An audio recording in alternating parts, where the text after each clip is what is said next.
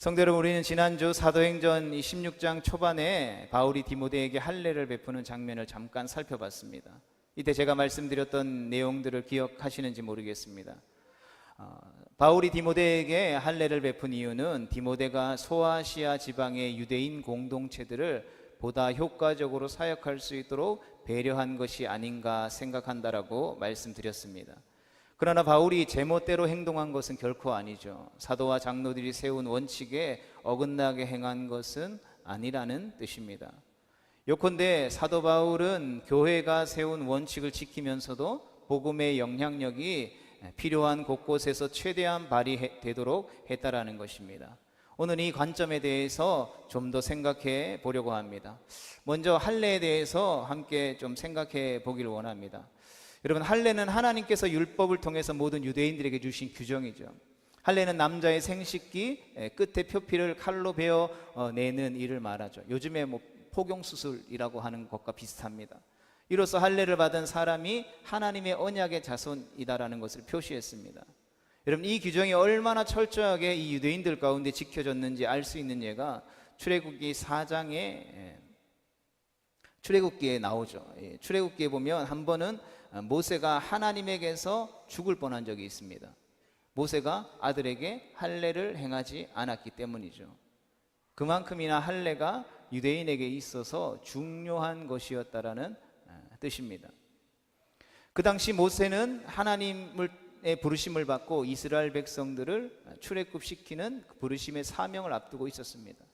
그 길을 떠나려고 하는 그 중요한 시점에 하나님께서 할례 받지 않는 아들로 인해서 모세를 죽이려고 했다라는 것이죠. 그런데 디모데는 외할머니와 어머니가 유대인이었음에도 불구하고 할례를 받지 않았습니다. 그의 아버지는 그리스 사람이었습니다. 이런 경우에 우리가 흔히 쓰는 말로 디모데 가정은 어떤 가정이었습니까? 신앙으로 치면 날라리 신앙을 가진 집안이라 할 만하지 않겠습니까? 유대인이면서도 결혼하면 안 되는 이방인과 결혼했고, 어머니가 가지고 있는 신앙을 자녀에게 양육해야 될 권리가 있었음에도 불구하고 아들에게 유대인으로서의 할례를 행하지 않은 집안. 그러나 반대로 이방인의 관점에서 본다면 디모데의 집은 유대인임에도 불구하고 유대인만의 종교를 고집하지 않는 매우 개방적인 가정이었다라고 할 수 있을 것입니다. 유대인으로서 소아시아 지방에서 살아가기에는 이만큼 좋은 태도는 없을 것입니다. 유연했다라는 것이죠. 그러나 디모데가 바울의 동력자가 되면서 이것은 어떠한 조건으로 변한 것입니까? 나쁜 조건으로 변했다라는 것이죠. 예루살렘에서부터 시작된 기독교는 사방에 퍼져 있는 유대인들을 1차적인 근거지로 해서 전도하게 되었습니다. 유대인들이 가는 곳마다 유일신이신 여호와 하나님을 경외했습니다. 이들은 여호와 하나님을 신뢰하는 종교는, 유대교는 어디서든지 평화를 이룬 게 아니고 종교적인 갈등을 일으켰습니다. 또 유대인들의 생활력은 매우 억척스러웠죠. 지금도 이 전 세계를 이끌어가는 상위 1%의 사람들은 다 유대인이라고 이야기할 정도로 그들의 생활력은 칭송의 대상이 되거나 부러움의 대상이 아니라 미움의 대상이 되었습니다. 하지만 이로 인해서 유대인이 가는 곳마다 여호와 하나님이라는 이름의 신을 모르는 사람이 있었을까요? 없었다라는 것이죠. 전혀 여러분, 아무것도 없는 데서 일하는 것보다는 조금이라도 있는 데서 일하는 것이 쉬운 법입니다. 전도할 때도 마찬가지죠. 제가 선교지에 있을 때도 이 이슬람을 믿는 무슬림들에게 복음을 전할 때에 쉬운 것이 있습니다. 그들도 똑같이 구약에 나오는 예수님에 대한 부분들을 다 알고 있어요. 하나님에 대한, 유일신에 대한 내용들도 다 알고 있는 것이죠. 그들이 알고 있는 것을 뭘로 바꿔주는 것입니까? 바로 그분이 우리의 구원자다, 유일한 하나님이다 라는 것만 이야기해주면 다 아는 거죠. 처음부터 막 구구절절 이 신에 대한 부분들, 구원에 대한 부분들, 죄에 대한 부분들을 다 설명하지 않아도 오리지널 무슬림들은 그런 내용들을 다 알고 있다라는 것이죠. 여러분, 우리가 전도하다 보면 아무런 하나님에 대한, 예수님에 대한 전혀 일면식이 없는 사람들에게 그 아들 예수 그리스도를 설명하는 게 쉽겠습니까? 당시도 마찬가지였다라는 것이죠. 예수 그리스도를 믿고 전도하는 전도자들이 가는 곳마다 무엇이 있는지를 확인했습니까? 회당이 있는지를 확인했다라는 것이죠. 유대교의 사람들이 하나님의 말씀을 듣고 모여서 기도하고 예배하는 장소가 있는지를 확인했다라는 것입니다. 그리고 그들이 모이는 곳 안식일에는 그 회당에 가서 함께 유대인으로서 예배에 참석하는 한편 그들에게 누구를 전한 것입니까? 바로 예수 그리스도를 전했다라는 것이죠. 마찬가지로 그 지역의 이방인에게도 그리스도의 복음을 증거했습니다. 어쨌든 디모데가 어린 나이에도 불구하고 바울의 동력자가 되었는데 이 무렵에 디모데와 그의 집안은 이미 인근 디모데가 살아가고 있는 마을 주변의 모든 예수님을 믿는 사람들에게 모범적인 가정으로 칭찬받고 있었다라는 것입니다. 여러분, 평판이 좋다라는 것은 지도자에게 있어서 아주 좋은 덕목입니다. 그 평판이 발목을 잡을 때도 있지만 기본적으로 지도자들에게 평판이 좋다라는 것은 아주 좋은 덕목이죠. 그러나 교회의 지도자는 이 교인들을 돌보는 데에만 머물 수는 없는 것입니다. 디모데를 비롯한 교회의 지도자들은 동시에 무엇을 역할을 해야 되는 것입니까? 예수 그리스도를 전하는 전도자의 역할을 해야 했기 때문이라는 것이죠. 그들은 복음을 전하기 위해 선택된 자들이었기 때문인 것입니다. 이 점에 있어서 디모데의 집안의 개방적인 종교 배경은 유대인 공동체를 전도의 발판으로 삼는 데는 전혀 도움이 되지 못했다라는 것이죠. 이 때문에 바울은 디모데에게 할례를 받도록 했던 것입니다. 이로써 반은 헬라인이나 다름없었던 디모데는 자신의 부모님을 통해서 물려받은 유대적 배경을 아주 확실하게 복음을 전하는 사람들에게 보여줄 수 있었다라는 것이죠. 적어도 그가 유대인의 전통을 무시하지 않음을 보여줄 수 있게 된 것이죠. 그렇다면 우리의 생각이 여기에서 멈춰도 될까요? 그렇지 않죠. 우리는 이와 비슷한 경우를 성경에서 또 한 번 찾아봐야 할 것입니다. 갈라디아서 2장에 보면 디도라는 인물에 대한 기록이 나옵니다. 바울은 3절 말씀에서 이렇게 말씀합니다. 같이 읽어보겠습니다. 시작. 그러나 나와 함께 있는 헬라인 디도까지도 억지로 할례를 받게 하지 아니하였으니. 아멘. 바울은 디도라는 인물에게 억지로 할례를 받게 하지 않았다라고 말합니다. 이건 또 무슨 뜻이겠습니까? 디모데는 할례를 받도록 했는데 함께 복음을 전하는 디도에게는 할례를 받지 않도록 했다라는 것이죠. 어째서 디도의 경우에는 할례를 받지 않도록 했다라고 말하는 것일까요?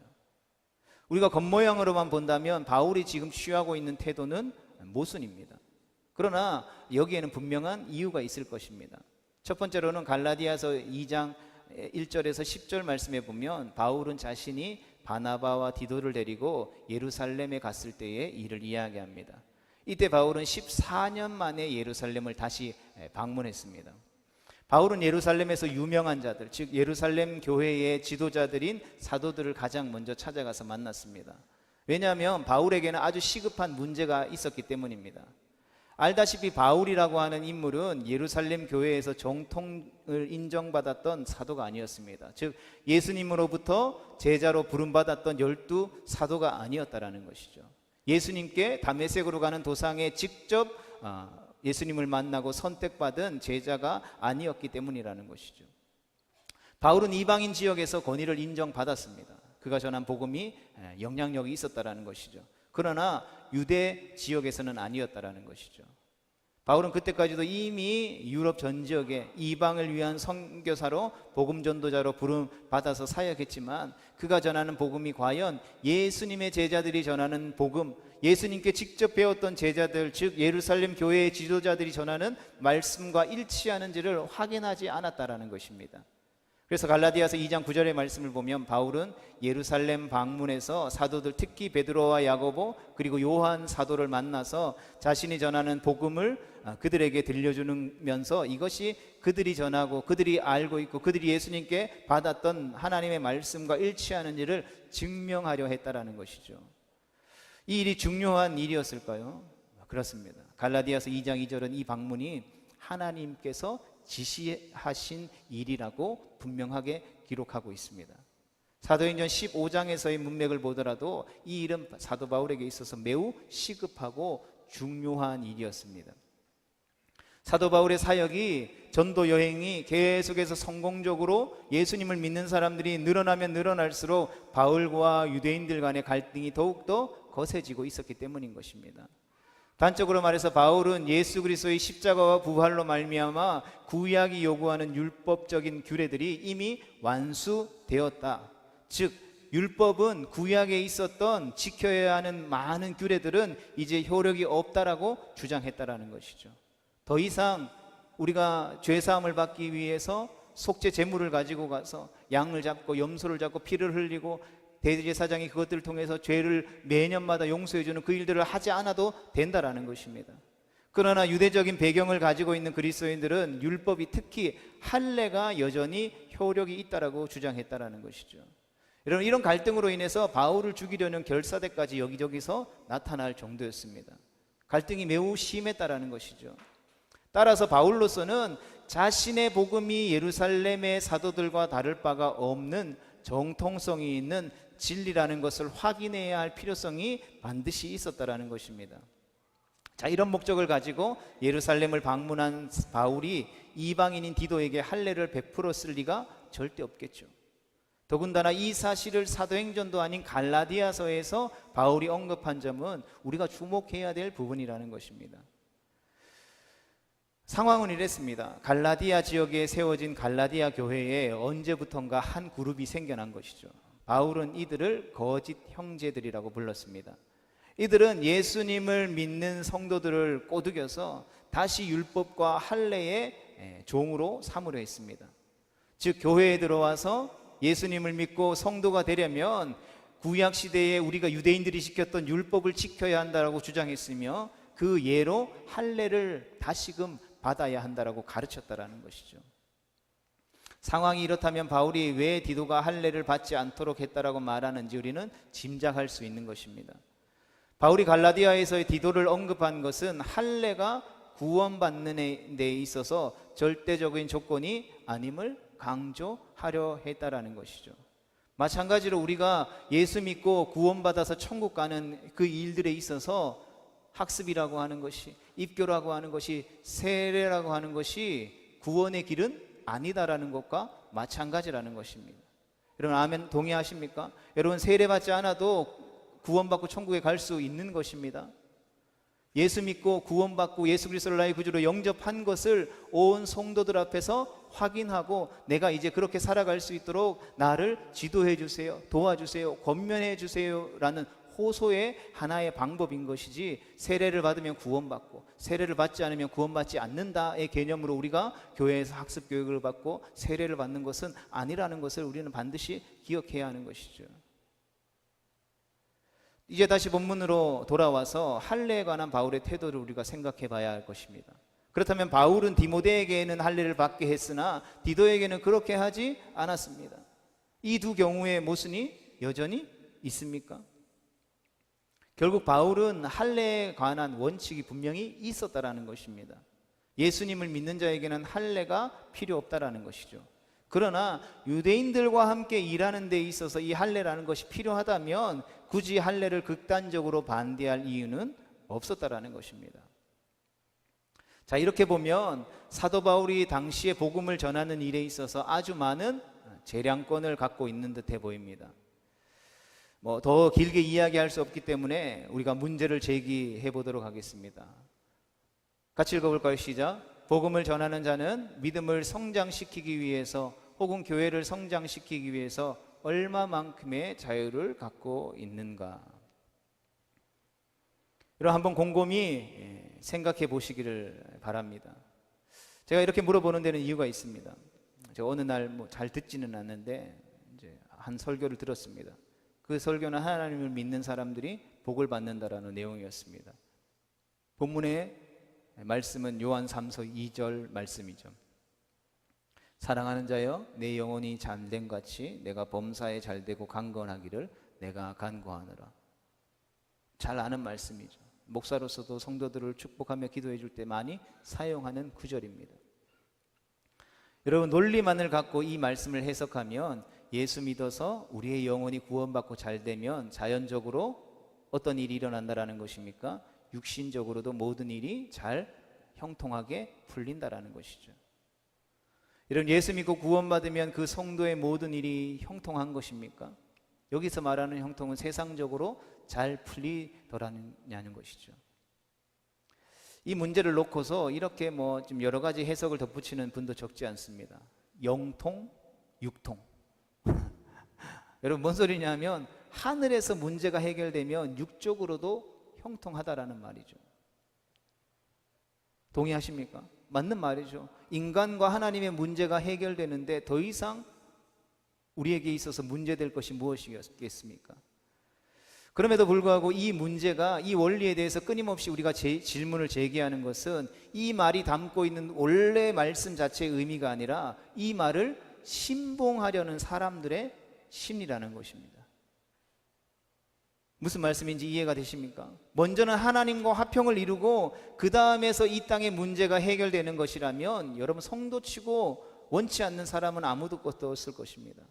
그러나 한번 생각해 보면 누군가는 하나님과의 화평이라고 하는 것이 단지 이 세상에서 살아가면서 잘되고 복을 받기 위한 수단으로만 생각하면 그것은 과연 바른 것이겠습니까?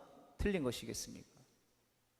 그는 세상에서 살아갈 때에 잘 먹고 잘 살기 위해서, 소위 말해서 복을 받기 위해서 하나님과 나라고 하는 이 고귀한 관계를 어떻게 하는 것입니까? 이용하는 것일 뿐이라는 것이죠. 여러분, 한국교회 안에서 우리가 믿음을 성장시킨다라는 명목으로 성도의 수를 늘린다라는 목적으로 지금까지 얼마나 많은 사람들이 이 성경의 가르침을 왜곡해 왔는지 모릅니다. 그러하게 우리는 질문해 보아야 하는 것이죠. 여러분, 믿음은 무엇이고 우리가 함께 나와서 예배하는 이 교회는 무엇입니까? 여러분, 이 두 단어에 대한 정의를, 뜻을 어떻게 갖고 있습니까? 여러분, 단적으로 말해서 믿음이라고 하는 것은 하나님의 부르심에 대한 인간의 대답이죠. 교회는 그분의 부르심에 대해서 예라고 대답한 사람들이 함께 모인 것입니다. 맞습니까? 그렇다면 믿음과 교회라는 이 두 단어에서 하나의 공통점이 있다라는 것을 우리는 발견할 수 있어야 하는 것이죠. 그것은 바로 믿음이 먼저가 아니라 하나님의 부르심이 먼저라는 것입니다. 우리의 신념이 먼저가 아니라 하나님의 기준이 먼저라는 것이죠. 여러분, 사도 바울의 태도를 본문 6절 이하에서 우리는 봅니다. 바울은 원래 계획은 무엇이겠습니까? 먼저 전도 여행을 했습니다. 자신을 통해서 예수 믿고 교회가 세워진 곳이 여러 곳이었습니다. 여러분, 그런 곳이 있다라면 인간적인 생각으로 어떤 생각을 가지겠습니까? 자신이 전해서 전도해서 예수님 믿게 된 사람들이 예수님을 잘 믿고 있는지, 예배는 잘 드리고 있는지, 신앙생활은 잘 하고 있는지 궁금하겠죠. 그래서 자신이 심어놓은 복음이 제대로 뿌리 내려가는지를 보는 것이 바울의 원래 계획이었다라는 것이죠. 소아시아 지역, 지금의 터키 지역을 순회하는 데에 관심이 있었다라는 것입니다. 그런데 바울은 드로아에서 체험한 환상에 의해서 그의 여정이 급격하게 변화를 맞이하게 되죠. 바울은 이 환상에서 자신을 부르는 마게도니아 사람을 보았습니다. 마게도니아 사람들은 환상 속에서 바울에게 나타나서 건너와서 우리를 도와달라고 말했습니다. 그리고 사도 바울이 이 환상을 통해서 자신의 전도 여행의 계획을 바꾸죠. 그리고 많은 교회와 성도들이 이 말씀을 통해서 우리의 마게도냐는 어디냐, 열방을 향해서 막 나아가기도 했습니다. 사도 바울은 이 환상을 통해서 자신의 전도 여행을 그래서 급격하게 바꾸게 되죠. 본문 7절 이하의 말씀을 보면 원래 자기의 계획대로 움직이기 위해서 어지간히 사도 바울이 노력한 것처럼 보입니다. 성격이 그랬으니까 그랬겠죠. 요즘 젊은 사람들 표현으로 하면 T였습니다. 자기가 계획한 J인가요? T고 J였습니다. 우리 상황 이런 거 상관없이 자기가 계획하고 가야 된다라고 했으면 반드시 가야 되는, 계획이 틀어지는 것을 원치 않는 인물이었다라는 것이죠. 그러나 바울은 환상을 보자마자 곧 마게도냐로 방향을 바꾸게 된 것이죠.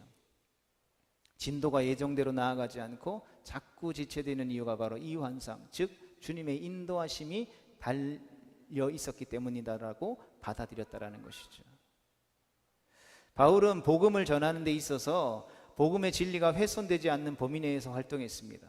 그에게 복음이 효과적으로 전달되며 교회가 성장하는 일이라면 무엇이든지 융통성을 가지고 사역했다라는 것이죠. 그러나 그에게 무한대의 융통성이 있었던 것은 절대 아닙니다. 그는 언제든지 무엇이든지 하나님께서 지시하시면 즉시 어떻게 했습니까? 순종했다라는 것이죠. 하나님의 일하는 데 있어서 한계를 분명히 정해놓고 그 안에서 자유를 누리고 있었다라는 것입니다.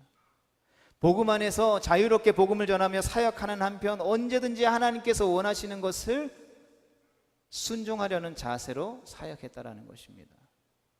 그런데 여러분, 이 말이 어떻게 느껴지십니까? 쉽게 느껴지십니까? 아니면 어렵게 느껴지십니까? 저는 매우 어렵다라고 느껴집니다. 그래서 예배 때마다 끊임없이 몸부림치는 것이죠.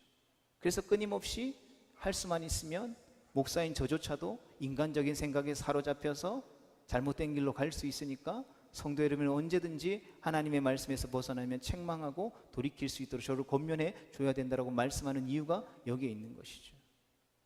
이것이 우리 개인의 신앙과 교회의 문제에 적용되려면 절대 만만치 않은 수많은 장애물들이 수없이 달려드는 것을 보게 됩니다. 수없이 화려한 교회 건물을 지어놓고 수십 년 전에 쓰던 강대상을 바꾸지 않고 전혀 인테리어와 어울리지 않는 강대상을 놓는 이유가 무엇이겠습니까? 새로 건물을 지었으면, 새로 집을 지었으면 그 집의 인테리어에 맞는 낡은 가구들은 버리고 새 가구들이 필요하다라고 여겨지면 사용하고 구매할 수 있는 거잖아요. 그런데 왜 수십 년 사용해오던 그것들을 버리지 못하고 여전히 새 건물에 가지고 오는 것일까요? 바울의 상황에서 우리가 이 문제를 생각해 봅시다. 그리스도께서는 율법에 매인 바울을 풀어내어서 당신을 위해서 마음껏 사용할 수 있는 기회를 주셨습니다. 그래서 바울은 예수님을 만난 이후에 자신의 삶을 다 바치기로 작정했습니다. 그는 복음을 전하는 자로서 평생을 살기로 결심했으며 기회가 닿는 대로 곳곳마다 가는 데마다 복음을 전했습니다. 그러나 그가 부딪히는 문제들은 언제나 무엇이었습니까? 처음이라는 것이었습니다. 복음을 들고 끊임없이 나아갈 때 가는 곳마다 낯선 문화와 종교와 낯선 사람들과 전혀 경험해 보지 못했던 문제가 닥쳐왔다라는 것이죠. 여러분, 요즘에는 선교사로 외국에 나가기 전에는 자신이 가야 할 곳에 대한 관한 지식들을 충분하게 훈련받고 갑니다. 미리 그 지역에 가서 탐방하기도 하죠. 그러나 바울이 선교사로서 복음을 전할 때의 상황은 달랐습니다. 그는 모든 것을 자신이 알아야 해야 했고 알아서 해야 했고 자신이 판단해야 했다라는 것이죠. 한마디로 그에게는 이럴 때는 이렇게 하라라는 교본이 없었다라는 것입니다.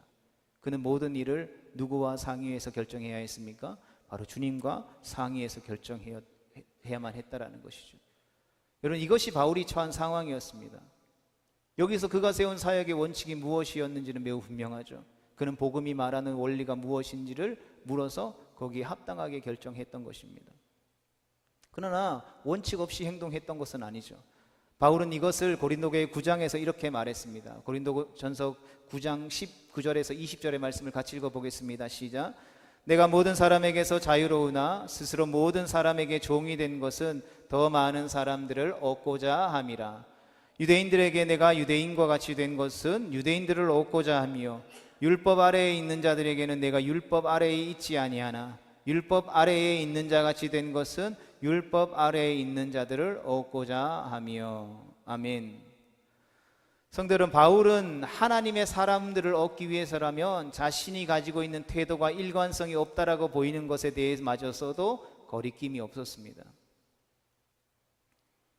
여러분, 목사가 일관성이 없다라고 판단되어지고 생각되어지면 여러분 그 사람을 신뢰할 수 있겠습니까?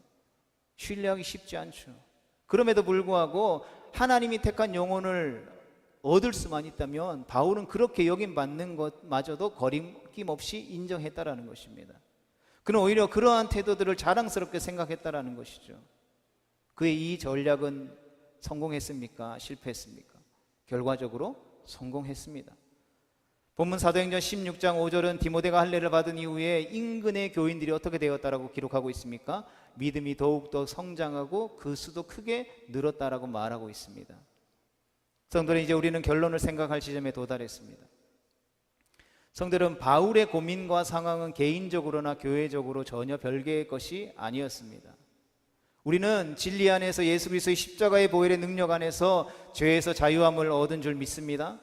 따라서 이 모든 일에 있어서 우리는 반드시 이 일을 해야 한다라는 말을 쓰지 않아도 되는 것입니다. 그러나 우리는 우리에게 허락해 주신, 하나님이 허락해 주신 자유를 어떤 원칙 위에서 사용해야 됩니까? 성경은 내 삶에서 일어나는 모든 문제에 대해서 이럴 때는 이렇게, 저럴 때는 저렇게 하고 말씀하지 않는다라는 것이죠. 우리는 매일같이 일어나는 삶 속의 경험에 대해서 이렇게 하세요, 저렇게 하세요 교육을 받지 않습니다. 이렇게 처음으로 경험하는 삶의 문제에 대해서 어떻게 우리는 대처할 수 있습니까? 여러분은 삶 속에서 일어나는 문제를 놓고서 얼마나 진지하게 하나님의 말씀 앞에 기도의 자리 가운데 나아가 하나님의 뜻이 무엇인지를 물어보십니까? 혹 그때그때 다르지 않습니까? 나는 일관되게 처음부터 끝까지 이 가치를 가지고 이 목적을 가지고 살아가고 있어. 그렇게 말하고 있지는 않습니까? 여러분, 사람의 감정이라는 것은 워낙 변덕스럽죠. 같은 상황이라도 받아들이는 느낌이 매번 달라질 수 있을 것입니다. 그렇다고 해서 오늘은 이렇게 행동하고 내일은 저렇게 행동한다라며 이럴 줏대가 없다라고 말해야 하지 않을까요? 오늘 한 일을 내일 뒤집는다라고 하는 사람은 어름닿지 못한 사람일 수도 있을 것입니다. 우리는 이렇게 살기 위해 부름받지 않았다라는 것이죠. 그리고 우리는 바울처럼 자유 속에서도 아주 분명한 판단의 기준을 갖고 살기 위해 하나님의 부르심을 받았다라는 것입니다. 교회도 마찬가지죠. 교회는 예측할 수 없이 급변하는 환경 속에 존재합니다. 성경이 말하지 않는 문제들로 가득 찬 이 세상에서 존재하는 교회가 도대체 어떠한 기준을 갖고 이것들을 판단하고 성도들을 교육하고 양육하겠습니까? 이런 숫자 늘리는 것이, 몸집을 불리는 것이 우선인 경쟁 시대에 교회가 서 있는 것 같아 보입니다. 실제로 그렇게 보입니다. 오늘날 교회의 모습은 차라리 무질서에 가깝다고 여겨질 정도입니다. 어디에 하나님이 계시며 어디에서 그분의 말씀이 존중받고 있습니까? 교회는 어떤 것에 관심을 가지고 있습니까? 교회를 목회하는 목회자들은 어디에 관심이 있습니까? 그리고 함께 예배하는 우리는 오늘 지금 어디에 우리의 인생의 초점을 맞추고 살아가고 있는지를 질문해 볼 수 있어야 하는 것입니다. 모든 것을 다 하면서 살기에는 교회와 개인에게 주어진 시간이 너무나도 짧습니다. 그러나 우리를 부르신 하나님, 그 하나님께서 우리를 부르신 삶의 목적을 분명하게 인식한다라면 우리는 지금 내가 해야 할 일이 무엇인지를 분명하게 분별할 수 있고 행할 수 있을 것입니다. 목적이 있는 삶의 목적을 분명히 아는 사람만이 누릴 수 있는 것이죠. 교회도 마찬가지인 것 같습니다. 지금의 교회가 무엇을 위해 있어야 하며 왜 그것을 해야 하는지를 우리에서 알고 나서 나가야 한다는 것이죠. 그것은 우리의 모든 삶의 주인 되시며 존재 이유 되신 예수님을 더욱더 분명히 만나야 얻어질 수 있는 것입니다. 저는 우리 모두가 남이 아닌 바로 우리 자신 속에 우리 구주 예수님을 깊이 만나서 보다 확실한 우리의 삶의 원칙을 가지고 살아갈 수 있게 되기를 간절히 소망합니다. 삶의 초점이, 삶의 관점이 분명한 성도, 하나님이 세우신 목적에만 초점을 맞춘 교회는 참으로 복된 존재이기 때문인 것입니다. 저는 우리 모두가 산동교회가 이런 복된 존재가 되기를 간절히 소망합니다. 그리고 반드시 그런 복된 존재가 될 줄 믿습니다. 왜냐하면 주님께서 우리와 함께 하시고 우리를 도와주실 것입니다. 우리 모두가 함께 그러한 바르고 건강한 이 시대의 사명을 감당하는 주님의 몸된 교회 되어질 수 있게 되기를 주님의 이름으로 축복합니다.